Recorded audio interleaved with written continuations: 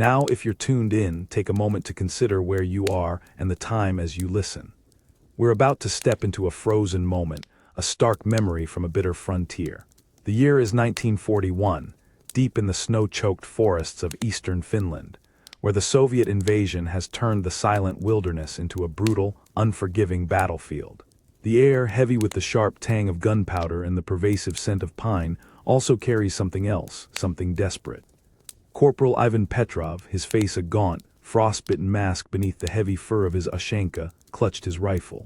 His thick, standard-issue Soviet uniform, already stiff with frozen condensation, offered scant comfort against the merciless cold that seeped into his bones. His breath plumed out in thick white clouds, instantly frosting the dark bristles of his mustache, a constant, physical reminder of the sub-zero temperatures that claimed lives as surely as bullets.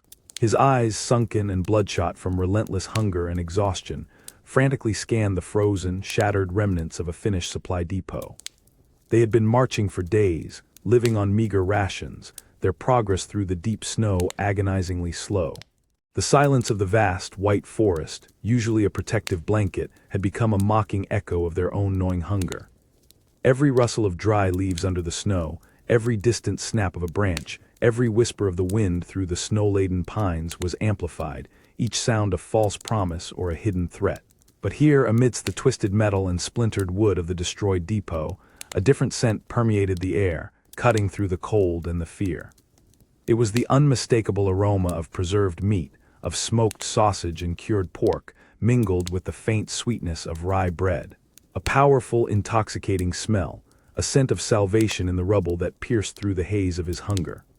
Ivan moved faster now, his heavy boots crunching urgently in the deep snow, his comrades, equally gaunt and desperate, following close behind, their own eyes wide and fixed on the source of the tantalizing promise. They began to dig frantically with gloved hands and rifle butts, tearing at the frozen snow and debris. Under a partially collapsed wooden beam, a treasure trove began to emerge, crates of finished provisions, abandoned in the hasty retreat. Smoked sausage, thick rounds of bread, chunks of cheese. The men descended upon it, their movements blurred with a desperate primal urgency, their usual disciplined caution forgotten in the face of such unexpected bounty. They tore at the frozen food, their faces momentarily alight with a feral joy, the biting cold momentarily forgotten in the rush of anticipated warmth and sustenance. In the desolate, frozen frontiers of the winter war, hunger was a constant, gnawing enemy as relentless as the cold itself. The scent of salvation in the rubble was more than just the promise of food. It was the intoxicating lure of life, a brief, desperate reprieve from the relentless grind of survival. For Ivan and his comrades in that moment it was everything. The ultimate prize found amidst the ruins, a fleeting moment of triumph that promised to push back the encroaching darkness, even if only for a short, desperate while. The raw, greasy smell of sizzling pork and the rich aroma of fresh bread hung heavy in the frigid air, cutting through the pervasive scent of pine and frozen earth.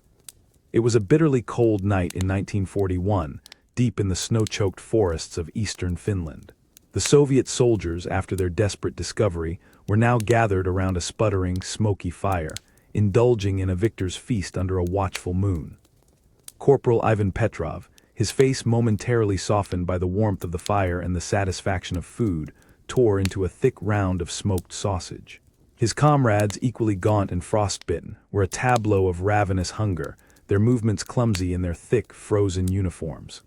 Laughter, coarse and short-lived, occasionally punctuated the drone of low conversation. The fire, a defiant splash of orange and yellow, cast dancing shadows on the snow-laden pines, momentarily pushing back the immense, encroaching darkness. Their heavy, standard-issue uniforms, stiff with frozen condensation, crackled softly as they shifted, trying to find a fleeting moment of comfort. Above them, a vast, indifferent moon, almost full, hung like a cold, watchful eye in the inky blackness. Its pale light filtered through the atmospheric diffusion of the extreme cold, creating an eerie, almost spectral glow on the pristine snow. The silence of the surrounding forest was immense, broken only by the crackle of their fire, the sounds of their eating, and the distant, mournful whistle of the wind through the branches. The profound quiet felt less like peace and more like a held breath, a vast, waiting emptiness that stretched endlessly in all directions. Ivan glanced up at the moon, a flicker of unease disturbing his momentary contentment. The feast felt too easy, too sudden. The Finns were known for their cunning, for their ability to blend into this brutal landscape. The thought, a cold tendril of paranoia, snaked through his mind, despite the warmth of the food and the camaraderie. He imagined unseen eyes, just beyond the reach of the firelight, observing their celebration, noting their positions, their momentary lapse in vigilance. The deep, crushed blacks of the distant forest loomed, immense and impenetrable, a vast, silent maw from which anything could emerge. He lit a coarse, hand-rolled cigarette, the flare briefly illuminating the weary lines around his eyes.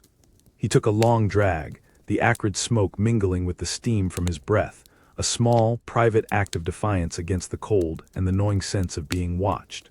This feast, this momentary triumph, felt precarious, a fragile bubble of warmth and plenty suspended in a hostile, frozen world.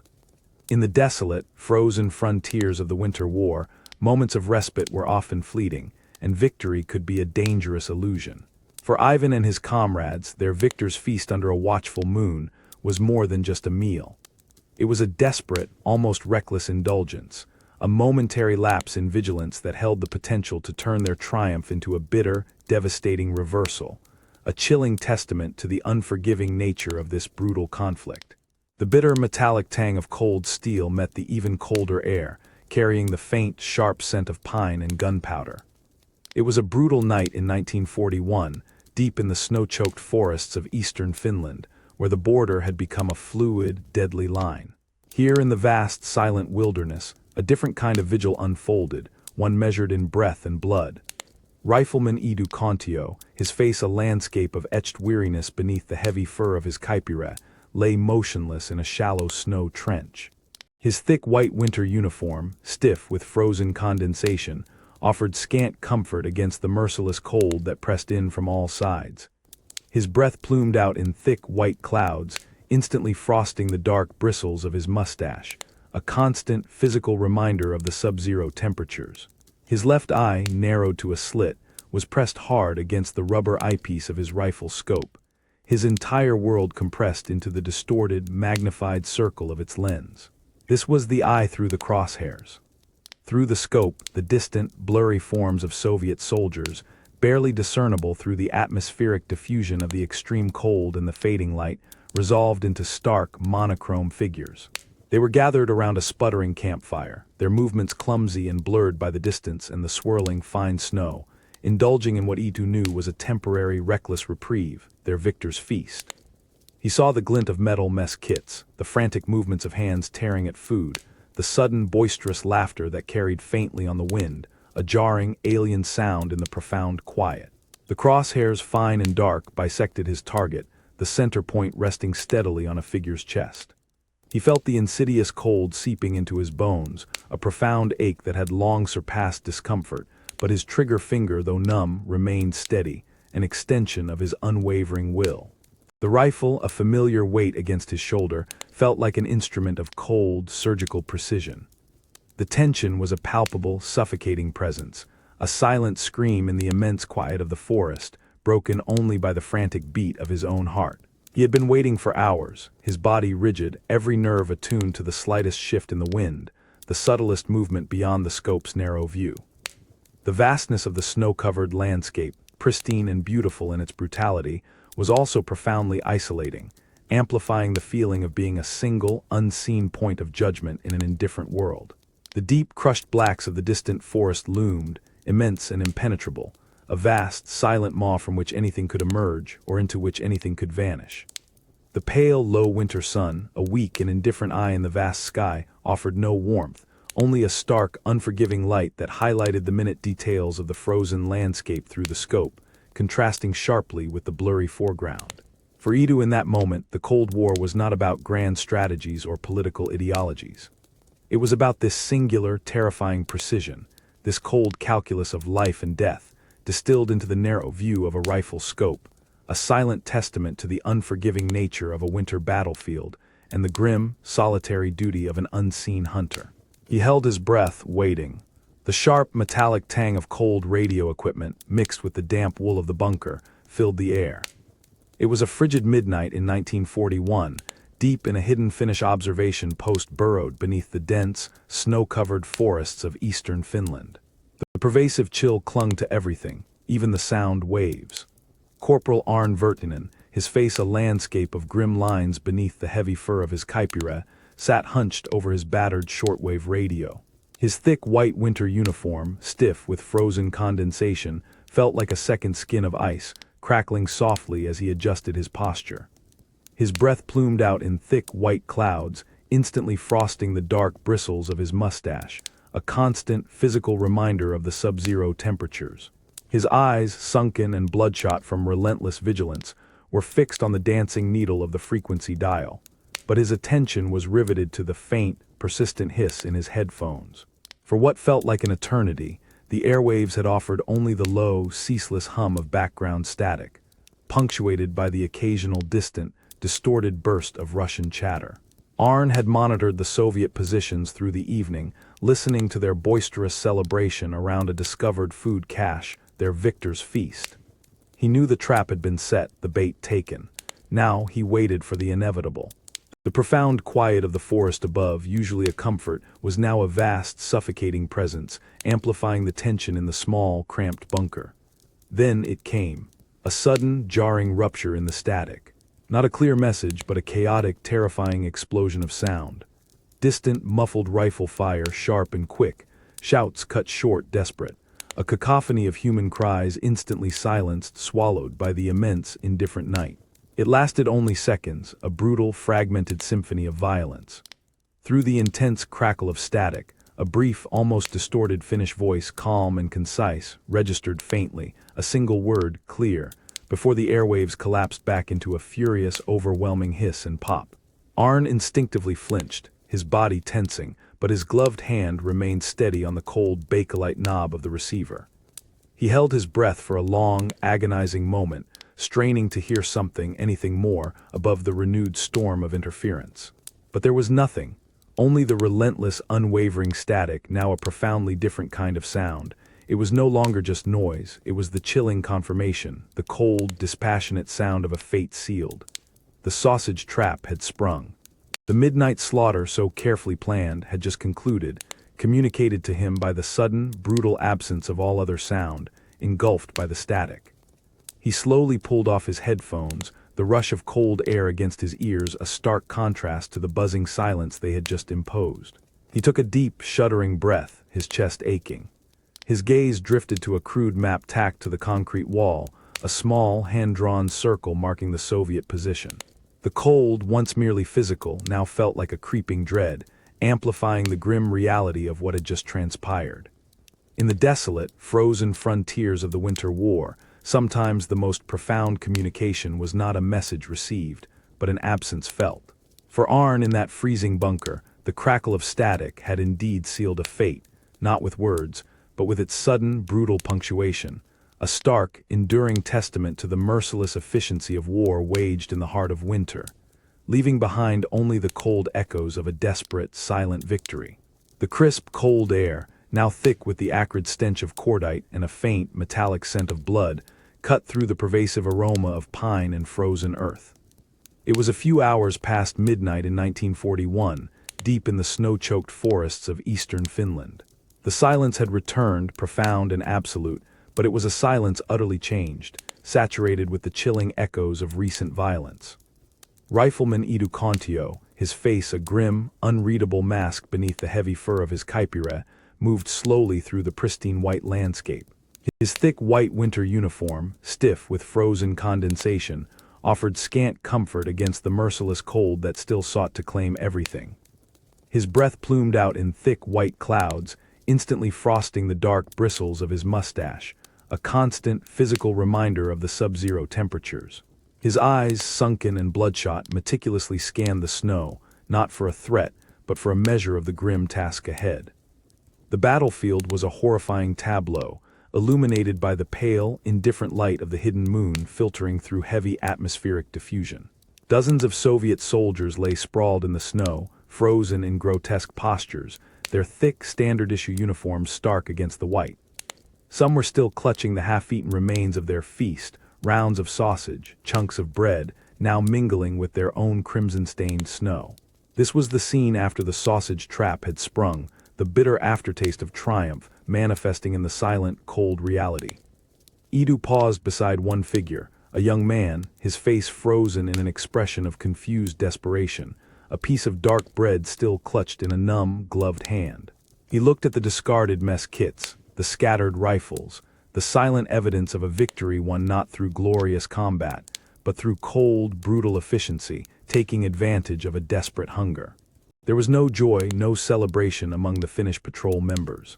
Only a deep shared weariness, a solemn understanding of the harsh necessities of this war. Another comrade, Corporal Akseli Ranta, his own face equally drawn and shadowed, knelt to check a fallen Soviet officer, his gloved hand moving with a practiced, detached efficiency. They exchanged a brief, wordless glance, a silent acknowledgement of the price paid, not just by the dead, but by those who survived to witness the aftermath. The profound quiet of the forest, once merely an adversary, now felt like a heavy shroud, a vast, indifferent witness to their grim work. The deep, crushed blacks of the distant pine trees loomed, immense and impenetrable, framing the desolate scene. The pale, low winter sun, a weak and indifferent eye in the vast sky, offered no warmth, only a stark, unforgiving light that highlighted the minute details of the frozen landscape, the bodies, the discarded remnants of a life cut short. The cold, once merely physical, now felt like a profound, spiritual embrace, intensifying the grim reality that victory here was rarely sweet. In the desolate, frozen frontiers of the Winter War, triumph was not a cause for celebration, but often a catalyst for reflection. For Edu and his comrades, surveying the silent, frozen field, the bitter aftertaste of triumph was a stark, enduring testament to the merciless nature of this brutal conflict, and the profound, isolating cost of survival in a world where humanity itself was frozen. The bitter scent of burned grease from the feast now mingled with the sharp tang of pure ice and the deep, silent breath of the ancient pine forest. It was a brutally cold, inky black night in eastern Finland, a few hours past the boisterous, desperate celebration. The silence had returned, profound and absolute, but it was a silence utterly changed, thick with a palpable, suffocating dread. Private Dmitry Volkov, his face a gaunt, frost-bitten mask beneath the heavy fur of his Ushanka, sat hunched close to a dying campfire. His thick, standard-issue Soviet uniform, stiff with frozen condensation, felt less like clothing and more like a heavy, icy shell.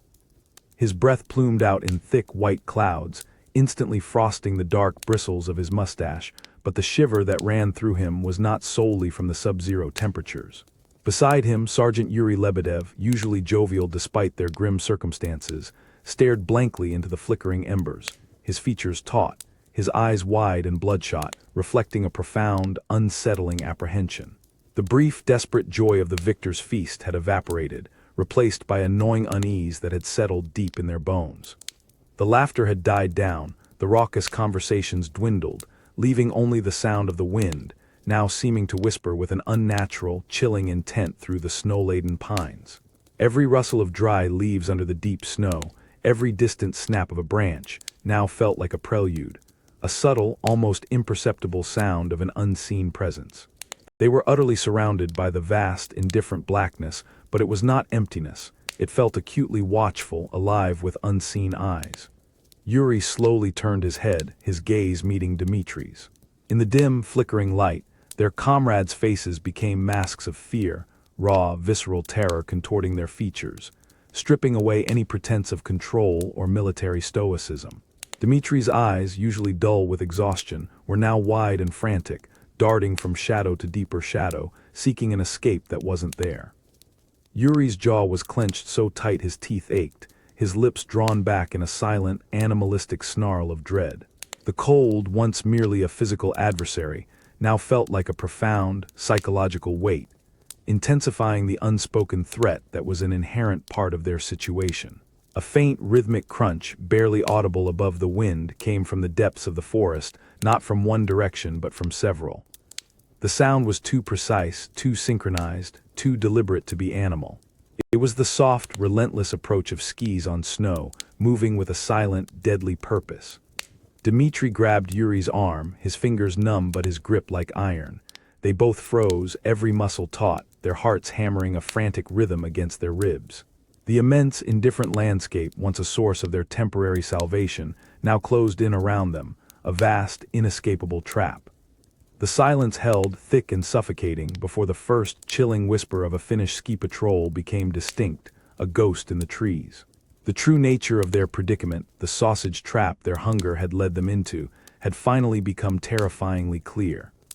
In the desolate, frozen frontiers of the Winter War, the greatest battles were often fought not with bullets, but with silent dread, a chilling psychological attrition. For Dmitri and Yuri and countless others in that frozen hell, the moment when comrades' faces became masks of fear was the horrifying realization that their feast had been a carefully laid snare, and their initial triumph a prelude to a desperate, cold, and utterly inescapable slaughter. The profound quiet of the forest, once merely an adversary, now felt like a silent, indifferent executioner, waiting for the first terrible scream. The bitter scent of old gunpowder, frozen blood, and the pervasive aroma of pine needles hung heavy in the frigid air. It was a few hours past dawn in 1941, deep in the snow-choked forests of eastern Finland. The landscape, once pristine white, was now a grisly tapestry of stark contrasts, a silent testament to the midnight slaughter. The deep quiet was broken only by the relentless whisper of the wind, carrying with it a chilling, almost despairing resonance. A Soviet commissar, a figure of rigid authority, stood atop a low, snow-covered mound. His heavy officer's greatcoat, stiff with frozen condensation, flapped faintly in the biting wind. His face, sharp and angular, was contorted with a fervent, almost desperate zeal as he gestured wildly with a gloved hand. His voice, hoarse and strained, cut through the immense quiet, a relentless ideological tide crashing against the brutal reality of the frozen wilderness. This was the commissar's sermon for a dying audience. Before him, huddled amidst the scattered wreckage of the ambush, broken rifles, empty shell casings, and the frozen, contorted forms of their fallen comrades, was a small, forlorn remnant of the Soviet division. Perhaps 50 men, their faces gaunt and frostbitten beneath their fur ushankas, stood or knelt. Their thick, standard-issue uniforms, stiff with frozen condensation, offered scant comfort against the merciless cold that permeated every fiber. Their breath plumed out in thick white clouds, instantly frosting the dark bristles of their mustaches and beards, a constant, physical reminder of the sub-zero temperatures that had claimed so many. The soldiers were his dying audience. Their eyes, sunken and bloodshot from relentless hunger, exhaustion, and shock, stared blankly ahead, seeing nothing, processing little. The commissar's words, intended to ignite revolutionary fervor, seemed to fall on deaf ears, absorbed by the vast, indifferent snow, dissolving into the atmospheric diffusion of the cold. He spoke of motherland, of duty, of glorious sacrifice, his voice rising and falling in passionate crescendos. But his movements were blurred with an almost frantic energy, a desperate attempt to impose will upon a reality that utterly defied it. One soldier, Private Sergei Volkov, his rifle held loosely in numb fingers, shifted his weight, his heavy boots crunching softly on the frozen snow. His gaze drifted from the commissar to the distant, blurred tree line, then back to the silent, frozen forms that littered the clearing. He saw the remains of their feast, rounds of sausage and chunks of bread, now covered in a thin, fresh dusting of snow, mocking their earlier, fleeting joy. The cold, once merely physical, now felt like a profound, spiritual emptiness, intensifying the grim reality that ideology offered no warmth, no sustenance, no defense against the indifferent brutality of the Finnish winter. The profound quiet of the forest, once merely an adversary, now felt like a heavy shroud, a vast, indifferent witness to their grim predicament. The deep, crushed blacks of the distant pine trees loomed, immense and impenetrable, framing the desolate scene, making the small cluster of men feel impossibly fragile. The pale, low winter sun, a weak and indifferent eye in the vast sky, offered no warmth, only a stark, unforgiving light that highlighted the minute details of the frozen landscape, the bodies, the discarded remnants of a life cut short. The raw, desperate fervor of the commissar, so vibrant, so loud, contrasted sharply with the profound, internal silence of his broken, dying audience. In the desolate, frozen frontiers of the Winter War, faith and fanaticism met their match in the unyielding reality of extreme cold and utter desolation. The sharp, coppery tang of old blood, barely discernible beneath the overwhelming scent of pine and sterile ice, swirled in his nostrils. It was a bleak morning in 1941, deep in the snow-choked forests of eastern Finland, hours after the midnight slaughter. Private Sergei Volkov, one of the few survivors of the sausage trap, lay curled in a shallow hollow, shivering violently despite the burning heat raging within him. The cruel paradox of fever in a sub-zero world was a torment all its own. His thick, standard-issue Soviet uniform, stiff with frozen condensation, felt like a heavy, suffocating shroud. His breath plumed out in thick, white clouds, instantly frosting the dark bristles of his mustache, but his body sweated beneath the layers, the moisture freezing into tiny, painful crystals against his skin. His eyes, wide and unfocused, stared blankly at the swirling snow above, his vision blurring, merging the real with the imagined in a terrifying cascade of fevered dreams of a motherland betrayed. The profound silence of the forest was no longer empty. It was filled with distorted echoes. He heard the triumphant brass bands from the initial march, now twisted into a mocking, discordant fanfare. He saw the faces of his comrades not as they were in life, but as grotesque, frozen masks, their mouths open in silent, accusing screams. Their gaunt features, once filled with the desperate joy of the feast, now bore the grim stamp of betrayal, each face a silent question hurled into the indifferent white. He saw the commissar, his face bloated and distorted, still delivering his fervent sermon, but his words were nonsensical, a garbled, guttural roar that offered no comfort, only condemnation. The ideals of the motherland, once so clear and resolute, had shattered like ice under a heavy boot. The promise of glory, the certainty of victory, dissolved into the brutal reality of frozen bodies and pointless death. He felt utterly abandoned, betrayed not just by circumstance, but by the very forces that had propelled them into this frozen hell. The vast, snow-covered landscape, pristine and beautiful in its brutality, now felt like a colossal, unblinking eye, a silent witness to their slow, agonizing demise and to the lies that had led them here. He tried to move to escape the torment, but his limbs were heavy, numb, caught in the grip of the fever and the crushing cold.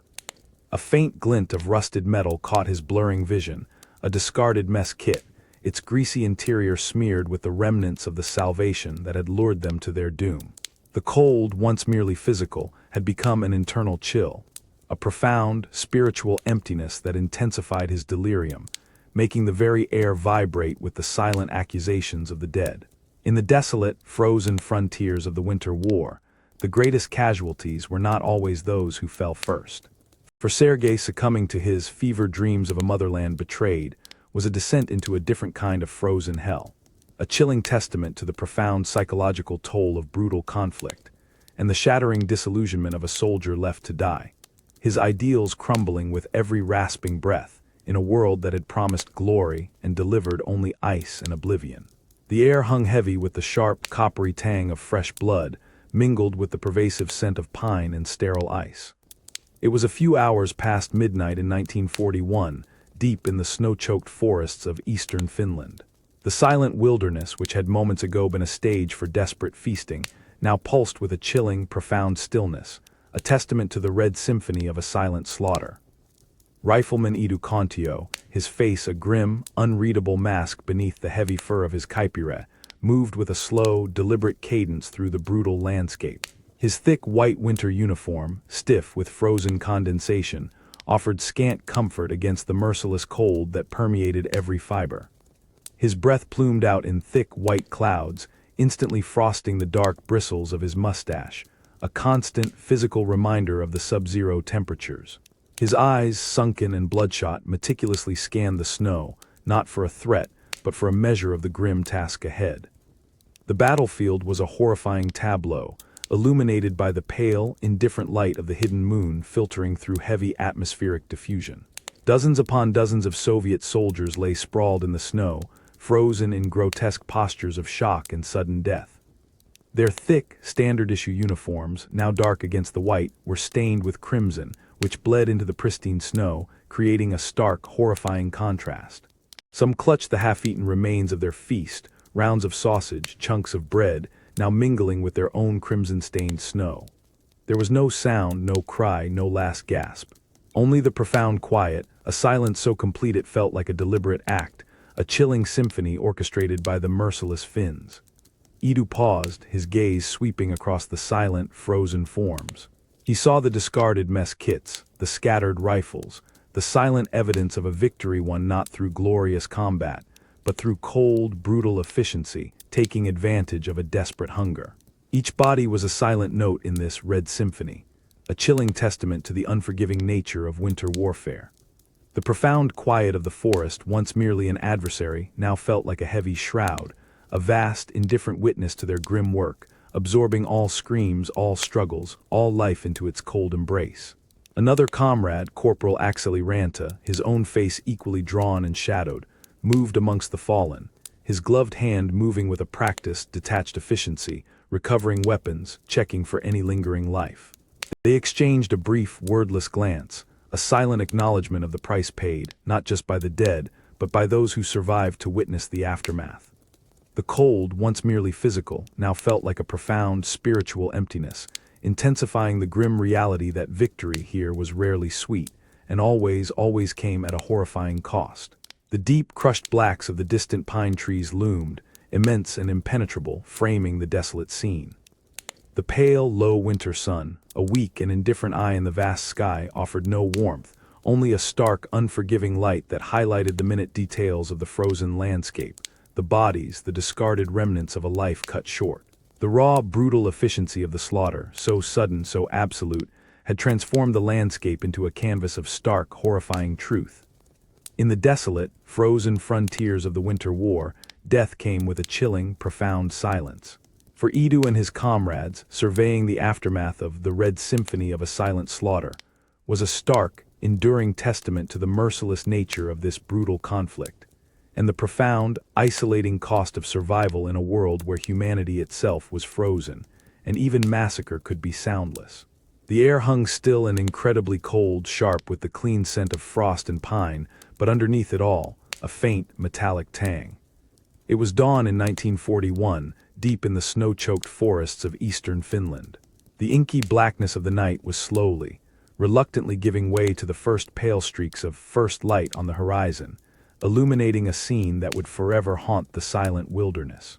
Rifleman Edu Kontio, his face a grim, weathered landscape beneath the heavy fur of his kaipire, moved with a slow, almost reverent cadence. His thick white winter uniform, stiff with frozen condensation, felt like a heavy, icy shell, crackling softly with every subtle movement. His breath plumed out in thick white clouds, instantly frosting the dark bristles of his mustache, a constant, physical reminder of the sub-zero temperatures. His eyes, sunken and bloodshot from a night spent in the brutal cold, meticulously scanned the vast, unbroken white. The faint, nascent glow of dawn cast long, distorted shadows across the immense, snow-covered clearing. What the deepest darkness had partially obscured, the first light now brutally revealed. It was a horrifying tableau, a grotesque feast of ghosts spread across the pristine white canvas.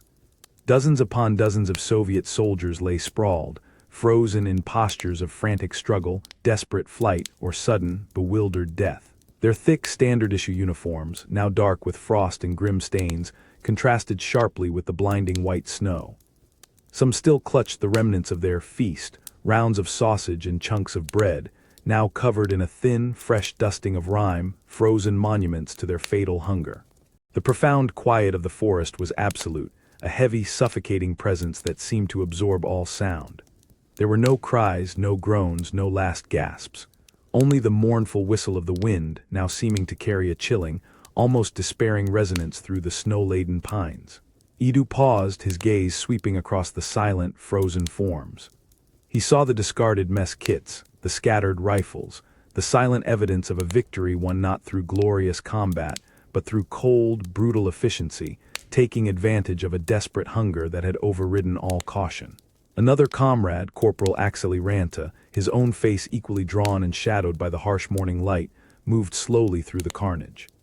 He stopped beside a particularly young Soviet soldier, his eyes still wide, frozen in a mask of fear, his hand reaching out, seemingly to grasp a piece of forgotten bread.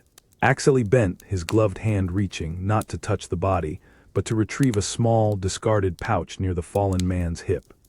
They exchanged a brief, wordless glance, a silent acknowledgement of the sheer scale of the slaughter, a shared, grim understanding of the terrible cost. The deep, crushed blacks of the distant pine trees loomed, immense and impenetrable, framing the desolate scene, making the small clusters of bodies feel impossibly fragile. The pale, low winter sun, a weak and indifferent eye in the vast sky, offered no warmth, only a stark, unforgiving light that highlighted the minute details of the frozen landscape. The cold, once merely physical, now felt like a profound, spiritual emptiness, intensifying the grim reality that victory here was rarely sweet, and always came at a horrifying cost. In the desolate, frozen frontiers of the Winter War, dawn did not always bring hope. Sometimes it brought only stark, undeniable truth. For Edu and his comrades standing amidst the first light on a feast of ghosts was a chilling, enduring testament to the merciless nature of this brutal conflict, and the profound, isolating cost of survival in a world where humanity itself was frozen, and even victory could be a haunting, silent burden. The air in the small, cramped bunker hung thick with the stale scent of old paper, damp concrete, and the lingering, metallic tang of secrecy. It was a frigid morning in 1941, hours after the sausage trap had sealed the fate of a Soviet division in the snow-choked forests of eastern Finland. Here, far from the brutal immediacy of the battlefield, a different kind of war was waged, one against the truth itself. Sergeant Antti Virtanen, his face a grim, unreadable mask beneath the heavy fur of his kaipira, sat hunched over a rough wooden table. His thick white winter uniform, stiff with frozen condensation, crackled softly as he moved. His breath plumed out in thick white clouds, instantly frosting the dark bristles of his mustache, a constant, physical reminder of the sub-zero temperatures that permeated even this subterranean refuge. His eyes, sunken and bloodshot, were fixed on a stack of documents, each page a potential key to a truth that needed to be buried. Beside him, another Finnish officer, Captain Ilmari Leido, stood, his gaze sweeping over Antti's work with an almost clinical detachment. The captain's gloved hand held a small, sputtering kerosene lamp, its flickering light casting dancing shadows on the rough concrete walls, creating an illusion of unseen movement. The profound quiet of the bunker, broken only by the faint scratching of Antti's pen and the rhythmic drip of condensation from the ceiling, felt heavy with unspoken commands and grim necessities. This was the work of the unseen hands that erase history. Antti carefully sorted through the captured Soviet maps, dispatches, and personal letters. He identified what was valuable intelligence, what was irrelevant, and most crucially, what was politically sensitive. He imagined the lives attached to these papers, the soldiers who had carried them, the families they had written to, the orders they had followed to their deaths. But here, those personal narratives were secondary to a larger, colder calculus. Information had to be controlled, facts spun, certain truths simply vanished. He segregated a pile of documents, mostly personal effects and politically charged propaganda pamphlets, and moved them to a heavy metal barrel in the corner. A faint smell of diesel lingered from a nearby generator, barely warming the space. The captain gave a silent, almost imperceptible nod. Antti struck a match, the sudden flare briefly illuminating the grim lines around his eyes, and dropped it into the barrel. The papers caught quickly, curling into black ash, the smoke mingling with his frozen breath, creating a temporary, hazy atmospheric diffusion in the small, enclosed space. The cold, once merely physical, now felt like a profound, spiritual emptiness, intensifying the grim reality that victory in war was not always clean, and often required a deliberate rewriting of events, a careful curation of memory. The deep, crushed blacks of the bunker's shadows seemed to deepen, swallowing the truth with every burning page. In the desolate, frozen frontiers of the Winter War, the battle for truth was as fierce as the battle for land. For Antti and Captain Leido, orchestrating the unseen hands that erase history, was a stark, enduring testament to the complex, morally ambiguous nature of conflict, and the profound, isolating burden of wielding power not just over lives, but over the very narrative of a nation's past, shaping what would be remembered and what would be forever consigned to the silent, frozen depths of oblivion. The air hung still and incredibly cold within the small, timbered cabin, permeated with the comforting scent of wood smoke and the damp, earthy aroma of heavy wool. It was a bleak winter night in 1970, deep in the desolate, vast wilderness of Finnish Lapland, where the border with the Soviet Union was a profound, almost mythical barrier. Here in the oppressive silence, a ghost story whispered across the Iron Curtain took on a chilling, palpable reality. Private Esa Vertinen, his face a young, grim mask beneath the heavy fur of his Ushanka, sat hunched by the small, frosted window. His thick M62 winter uniform, stiff with frozen condensation, crackled softly as he shifted. His breath plumed out in thick, white clouds, instantly frosting the sparse hairs of his nascent beard, a constant reminder of the sub-zero temperatures that constantly clawed at the thin walls. His eyes, wide and watchful, peered into the swirling whiteout beyond the pane, where the blizzard outside rendered the world into a featureless, terrifying void. The profound quiet of the cabin, broken only by the soft hiss of the small, wood-burning stove and the rhythmic creak of the old timbers, amplified Esa's racing thoughts. His mind drifted to the stories, the chilling legends told in hushed tones around dying fires. The tales of the Soviet 44th Rifle Division, the ghost soldiers who had marched in with brass bands playing, only to vanish without a trace, swallowed whole by this very wilderness. 17,000 men gone. The sheer impossible scale of it made the skin prickle, a cold not from the outside but from within. In the corner, an older, seasoned border guard, Corporal Wehner Korpella, sat on a wooden bunk, meticulously cleaning his rifle. His movements were slow, deliberate, a quiet ritual honed by years on this unforgiving frontier. Wehner's gaze, momentarily lifting from his task, met Esa's. There was no need for words. The older man's eyes, deep-set and weary, held a profound, unspoken understanding, a shared knowledge of the horrors this land concealed, a silent acknowledgement that the ghost story Esa was contemplating was, in fact, a terrifying truth. Wehner's jaw tightened almost imperceptibly, a subtle gesture that reinforced the grim reality. The blizzard outside was a living, breathing entity, a white, churning wall of snow that could easily conceal an army or the spectral remnants of one. Esa imagined the phantom figures, lost and wandering, their futile cries swallowed by the wind, their brass bands now playing a discordant symphony of ice and death, echoing from beyond the invisible line. The cold, once merely physical, had become a profound psychological weight, intensifying the paranoia that was an inherent part of his daily existence. The dim light of the cabin, battling against the encroaching darkness, cast long, dancing shadows, turning familiar objects into grotesque, fleeting shapes. The deep, crushed blacks of the distant forest, now completely obscured by the blizzard, loomed in his mind, immense and impenetrable. A vast, silent maw that held its secrets with absolute finality. The whisper of the wind against the cabin walls sounded like 1,000 lost souls, a chilling chorus that confirmed the terrifying folklore of the vanished division. In the desolate, frozen frontiers of the Cold War, the most potent weapons were often not tanks or planes, but the chilling power of legend.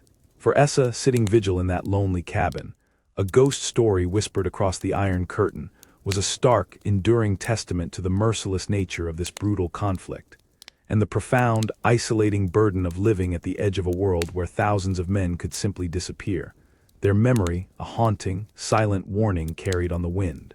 The air in the cramped, makeshift dugout hung heavy with the damp scent of thawing earth, stale wood smoke, and the metallic tang of old blood that seemed to cling to his very uniform.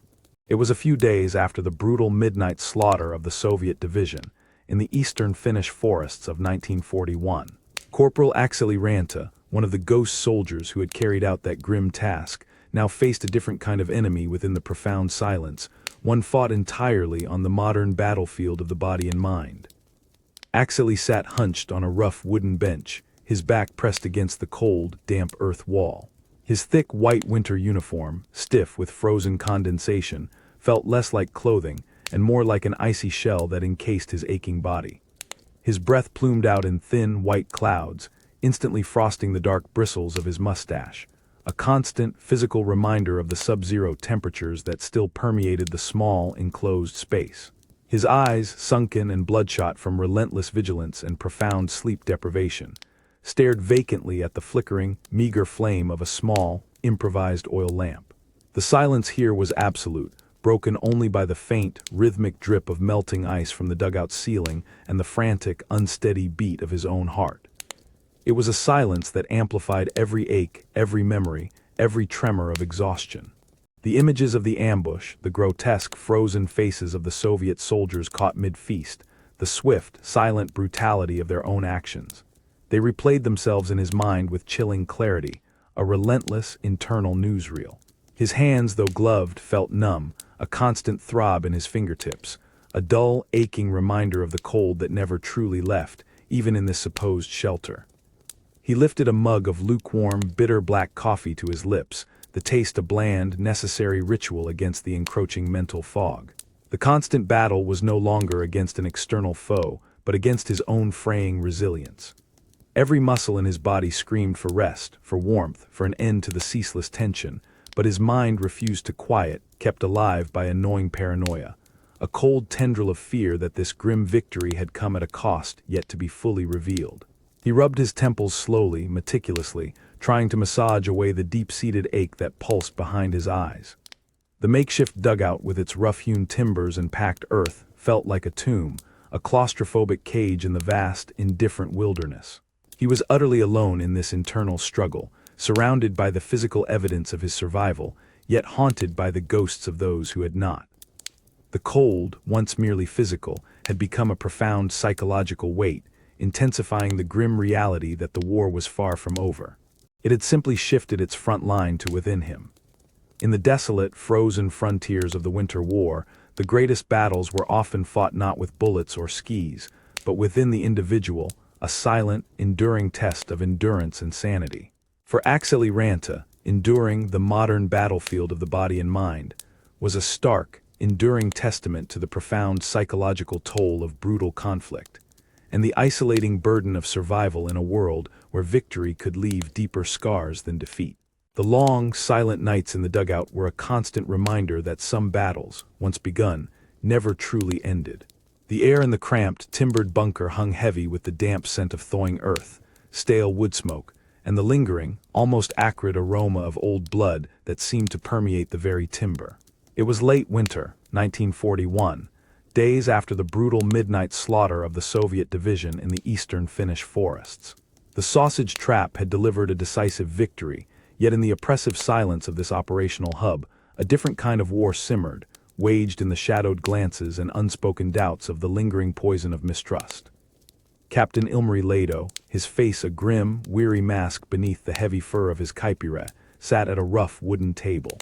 His thick white winter uniform, still stiff with frozen condensation from a recent outdoor inspection, crackled softly as he shifted. His breath plumed out in thin, white clouds, instantly frosting the dark bristles of his mustache, a constant, physical reminder of the sub-zero temperatures that constantly clawed at the dugout's thin walls. His eyes, sunken and bloodshot from relentless vigilance and profound sleep deprivation, were not fixed on maps or dispatches, but subtly, almost imperceptibly, on the figure across from him. That figure, Sergeant Antti Virtanen, meticulously cleaned his rifle, his gloved hands moving with a practiced, almost ritualistic precision. Antti's face, usually calm, was now taut, his jaw clenched. He felt the captain's gaze, a palpable weight in the small, enclosed space, but offered no direct acknowledgement, only a slight stiffening of his posture. The profound quiet of the bunker, broken only by the soft, rhythmic click of metal on metal from Antti's rifle and the distant drip of melting ice, amplified every unspoken query, every fragment of doubt that now circulated amongst the victorious. The brutal efficiency of the sausage trap had been a military success, a triumph of cunning and adaptation against overwhelming odds. But the sheer savagery of it, the cold exploitation of enemy desperation, had left a corrosive residue. Orders had been given, carried out with ruthless precision, but the ease with which so many men had been led to their deaths, lured by hunger, had opened a chasm of unease. Could such tactics be turned inward? Could the architects of such a trap be trusted implicitly, even by their own? The cold, once merely physical, had become a profound psychological weight, intensifying the grim realization that a victory bought with such cold calculation might also erode the very bonds of trust. Captain Lado slowly reached for a metal mug of lukewarm black coffee, his movements deliberate. He took a long sip, his eyes still subtly tracking Antti. He remembered the reports, the quiet accounts of the slaughter, the chilling efficiency. He understood the necessity, but the image lingered, a dark stain on the snow. Auntie, without looking up, sensed the captain's scrutiny. He meticulously reassembled the rifle's bolt, his hands moving with renewed, almost agitated energy, the clicks of metal suddenly sharper in the confined space. The dim, flickering light of an improvised oil lamp cast long, dancing shadows, turning familiar faces into fleeting, grotesque masks of suspicion. The victory had been undeniable, but its memory was a bitter elixir, leaving behind a persistent, disquieting taste. The deep, crushed blacks of the dugout's corners seemed to deepen, swallowing any certainty, leaving only the chilling, unspoken questions.